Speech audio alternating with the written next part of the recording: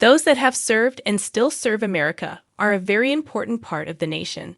Everyone wanted to honor veterans, including Chase Chrisley and his sister Savannah Chrisley. The siblings posted a heartfelt message on their Instagrams thanking the vets for their service.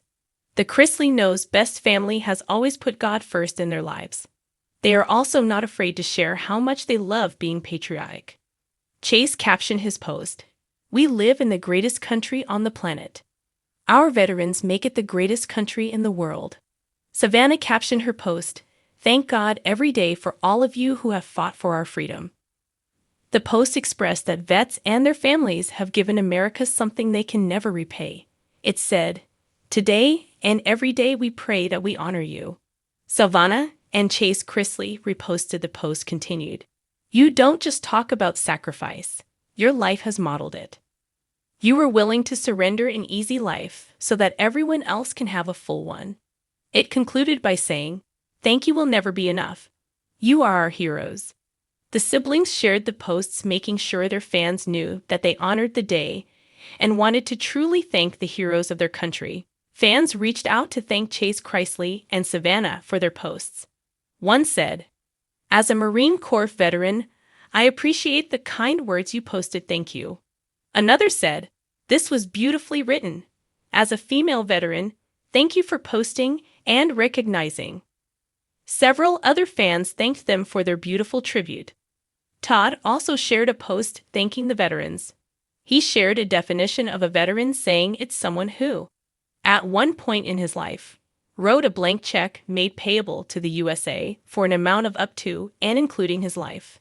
Todd captioned it, "Remember this when you sleep well at night." One fan said, "This made me cry. God bless them and help our country stay free."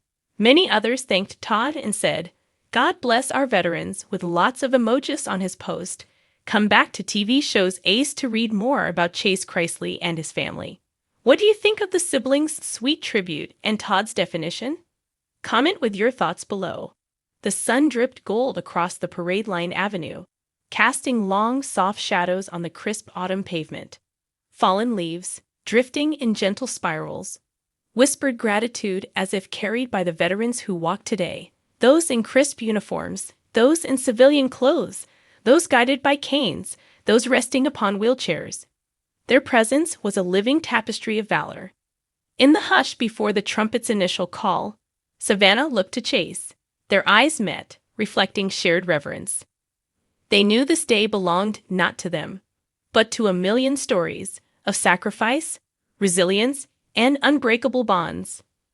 Chase, tall and steady in spirit, observed each veteran passing by. Some wore pins from far-flung campaigns. Others carried photos in pockets, faded, beloved reminders of service and return. He nodded quietly, whole memories held in that subtle gesture. Savannah noticed small, intimate scenes. A mother gently stroking a decorated cap. A child gingerly tapping a silver star medal pinned to an older man's jacket. She smiled softly, mindful of how the legacy of service blooms in quiet continuity, from generation to generation. They walked side by side as bands struck up hymns, not loud, but rich in emotion. The drums carried a heartbeat. The bugles breathed history. Savannah inhaled, letting the notes guide her heart. A squad of teenage ROTC cadets presented flags, their steps precise, their discipline born of admiration and responsibility. Chase's jaw clenched slightly, remembering stories. Tales shared late at night over coffee, of mentors who taught more than tactics but values. He felt a pulse of gratitude for youth stepping forward, upholding honor.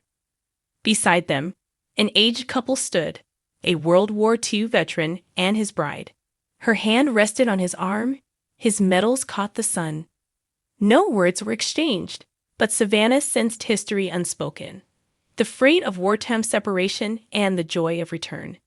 Their togetherness seemed to echo across decades. The crowd shifted as a group of veterans assembled under a banner reading, "Thank you for your service." Their faces, some etched with lines, some youthful, some weathered, each told stories beyond uniform stripes. A veteran in fatigues, once deployed abroad, now leaned into a walker.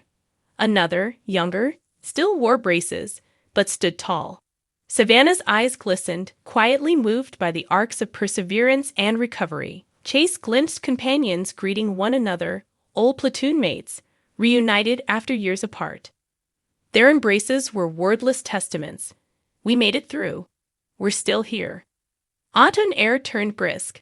Savannah breathed it in, savoring every cool gust that stirred the crowd. She imagined the countless dawns veterans had met in foreign lands, the camaraderie forged in hardship. That context made today's warmth all the more poignant. Chase caught sight of veterans clasping hands. Someone just returned from deployment, embracing someone who had welcomed them home months before.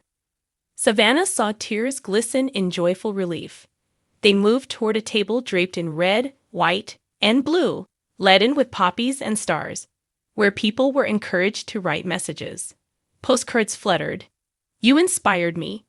Your sacrifice made my freedom possible. Remembering always. Chase leaned over, reading some. Savannah's voice rose in farewell, but only in her own mind, each message a silent hymn. Nearby, a choir assembled. As they lifted voices in song, Savannah closed her eyes. The harmony drowned the background chatter. Lyrics of home, hope, and remembrance filled the air. Chase joined the chorus softly, his own hum gentle beside hers. A song can carry gratitude more deeply than many words. All around them, wreaths were laid at a granite memorial. Veterans gathered, stepping forward in pairs. First one veteran placed a wreath, then another. They stood at salute for moments that felt infinite. Savannah's head bowed. Chase's hands drifted to clasp one another. It was a ritual passed through time, ritual healing for collective memory. Young girl sketched a portrait beside a flagpole, a soldier's silhouette against a sunset. Savannah paused, impressed by the earnest colors. Chase nudged her, "That's beautiful." The girl's eyes lit with pride, as if she knew her drawing carried more weight than crayons. It symbolized learning, her generation honoring those who came before. Elsewhere on the lawn, family groups shared stories. A father showed his son his own service photo. A veteran mother whispered to her daughter about discipline, duty, and heart. Savannah noticed those small chapters, one generation teaching the next, passing on not just history, but spirit.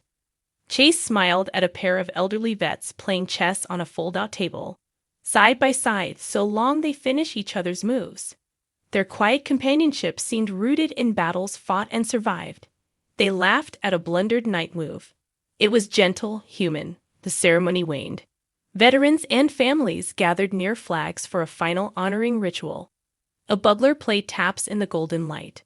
Reverently, the notes floated across the crowd, over the pathway, and out into memory. Savannah felt the tears she didn't expect. Chase's breath caught. In that pure melody lay solemn salute, farewell, and deep gratitude. After, Savannah and Chase lingered at the base of the memorial, a smooth stone wall engraved with names. They read a few. Savannah traced one name with the pad of her finger. She pictured a person behind each engraving, a child who'd never grow older, a parent missed forever, a friend turned hero. Chase stood beside her, eyes steady. They did not speak. They honored quietly. They turned slowly, letting the moment settle. Families walked by, veterans leaned on canes, children clutched homemade cards. Savannah saw connection in all directions. She thought about this day as a living quilt, patched with personal stories, each square colored with service and remembrance.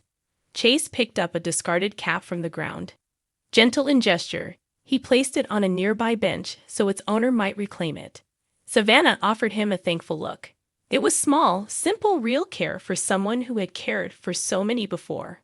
When they walked back toward the street, the pace slowed. They passed a veteran sitting alone on a low wall. Savannah paused. The veteran turned, offered a nod. She smiled. Without words, she sat beside him, gave him water. Chase lingered a moment later and joined in respectful quiet. She whispered a silent thank you in her mind. The veteran gave a small smile in return, his eyes acknowledging presence, recognition. The afternoon sun tipped toward horizon. In its orange glow, the flags rippled. Savannah took Chase's arm.